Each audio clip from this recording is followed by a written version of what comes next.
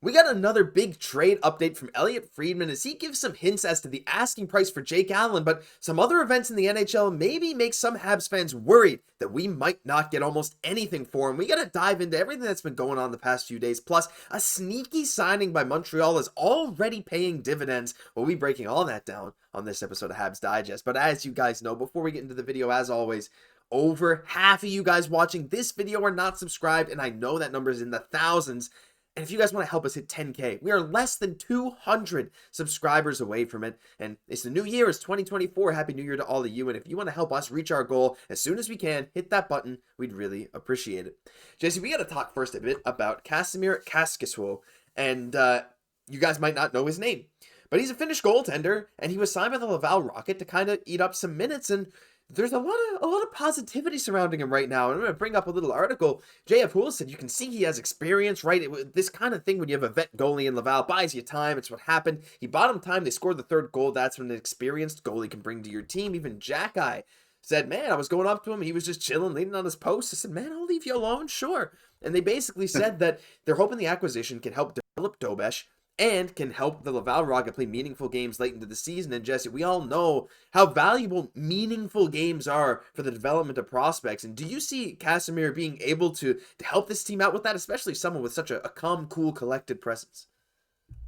Yes, and it's been important because this team has needed some help. They're starting the year with two young goalies, in Jacob Dobeš and also Straussman. Mm-hmm. So having sometimes that vet presence, that cool, calm, collected presence in the net just gives that confidence to the entire team. And it's got to help, remind us that, even for the Montreal Canadiens, even with the big club, having that balance sometimes of the vets, it's so important. I feel like this whole situation is just such a great reminder. It's not only is it important to have the young guys in the rebuild, but also sometimes just having those vets around for those young guys that kind of learn by, and also for them to kind of grow properly as well, kind of give them the right amount of time. Because you have to feel like this isn't just big for, Jacob Dobeš, who he was saying and just watching, Kaskisuo. Kasimir. I struggle with his name too. It's right, Kasimir, KK, KK. It's like, oh man, it's like, he's learning things right there, right? And so you have to feel like with the big club as well, like it's so important that it's just, we're having the vets there. I know that the trade deadline's coming up and the question is, should we have a fire sale? And I feel like, yes, it is important to get some of those picks. We should definitely do that. Just not all the way, because it's still so important to have some of those vets there as well. Yeah, 100%. And we know that Laval was going into the season, one of the younger teams even in the AHL. So many young guys expected to take on big roles now. Of course, Meshar and Beck went back to the OHL, but when you have young goalies like Dobeš and Mann, it's like, especially guys who really struggle to start the year, this kind of guy in Kasimir Kaskisuo who can come in and just be like, yeah, I'm a vet. He played with Emil Heineman in Sweden, I believe, for the last couple of years. And Leksands, I think that's Sweden. But still, like, it was cool. And it's really awesome to see that he's bringing that kind of vibe already to the team where they're like, all right, we can be calm with this guy. Like, he knows what he's doing. He's going to help us. He's going to help him play meaningful hockey. So really, really sneaky signing by Montreal, and I think it could really pay off. We're going to dive second into something I didn't mention at the top of the show, but we got to talk about this. No, it's not the NHL's Player of the Month for December, but it's the Habs Eye on the Prize Organizational Player of the Month. And it's still a big award. They gave it to Juraj Slafkovsky, citing the fact that when the calendar turned to December, he had 7 points on the season, but he ended 2023 with 6 points in his last 7 games. And of all Canadiens players who dressed for more than 3 games, he led them in December with a 59.6 expected goals for percentage. But not only that, that line, Slafkovsky, Suzuki, Caufield, of all lines in the NHL to play at least 150 minutes, 5v5, which is not that much. Like, it's not like that's a super cherry-picked stat or anything. They're top 10 in expected goals percentage at 60.1%, with Slafkovsky leading the way in the month of December. Just another Slaf hype post. I mean, I know a lot of you guys kind of get sick of us talking about Slaf being so good all the time, but I think it's good, right? We don't like being negative about him. Give him the props when he deserves it, because so far, especially in the last month, he has just been on a tear. A top 10 line in the NHL. Maybe it is number 10, but it's still a top 10 line all the same, and you have to feel like this line's going to get a lot better. If you look at a lot of those names on those lines up ahead, those are guys with a lot of experience. Like, it's actually quite surprising for such a young line that really hasn't been together that long to be putting up these numbers. That's why we hype them up so much. It's because the numbers back it up. Like, this is very much a big deal. They haven't been together a long time, but since they were put together, I think kind of at the right time in Juraj Slafkovsky's development, a really great call from Martin St. Louis. They've been great.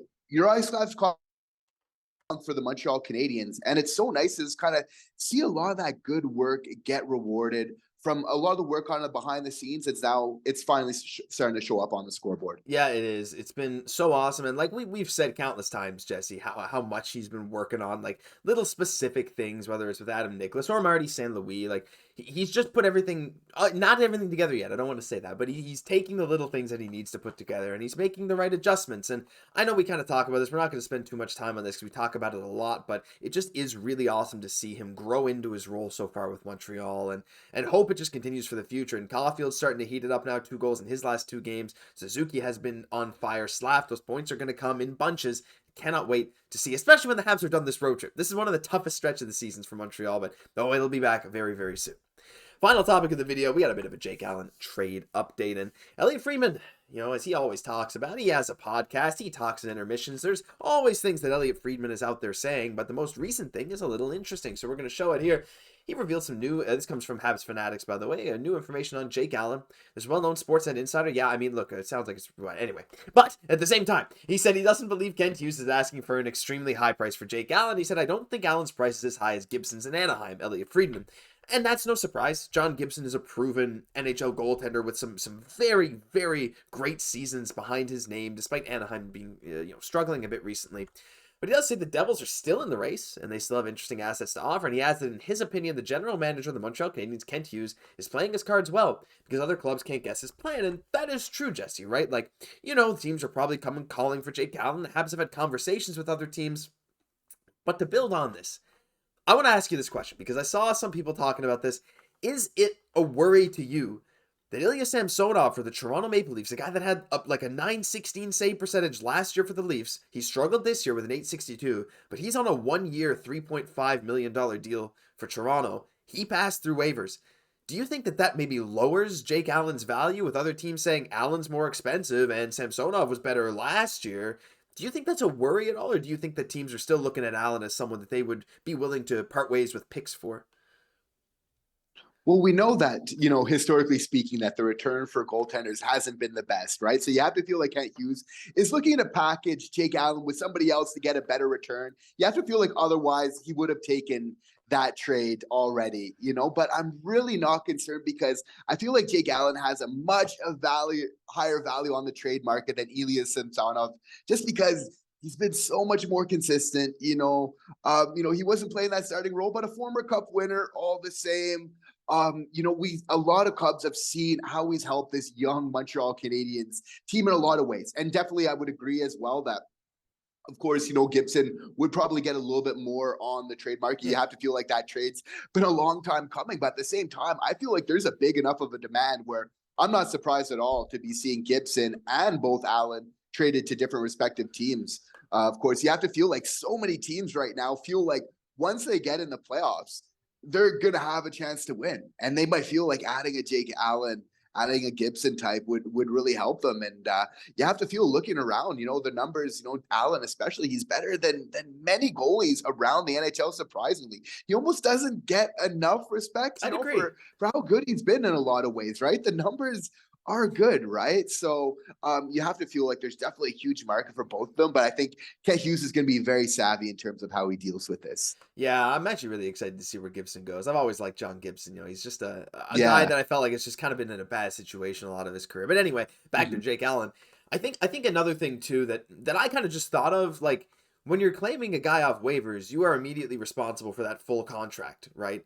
And if you're trading for a guy like Jake Allen, it might just be easier financially for a lot of teams to move out some money in a trade as opposed to having to somehow get rid of a player like salary in another way to claim a guy off waivers. So I don't think it's necessarily just because of the caliber of goalie either. I think it's just like a trade makes more sense. And of course, Toronto probably doesn't want to trade Samsonov. We're not sure about that. But I think, again, that can keep that market open for Jake Allen. I think you're bang on the money. I think Kent Hughes is going to be really careful with what he does. He's not going to overstep, I don't think. He's going to get the deal he wants. We've seen him do it before, and I'm sure we'll see him do it again. Just very excited to see where Jake Allen ends up, if it is him that moves. It seems like it is. But still, there's still a lot of unknowns. Would it surprise you, like, a ton if you saw it was Cayden Primeau being moved? I don't think I'd jump out of my seat or anything. But anyway, a lot to still come. And I hope you guys stick around for it, because there's just going to be so much news leading into the trade deadline come March 8th. But that'll do it for this episode of Habs Digest. If you enjoyed, leave a like, a comment, subscribe to the channel. God, we're so close to 10,000. Like, guys, come on. We're so close. Just hit the button. Hit the button. We'd really, really appreciate it. I'm Josh Gosse, my co-host, Jesse Poirier. We'll catch you in the next one.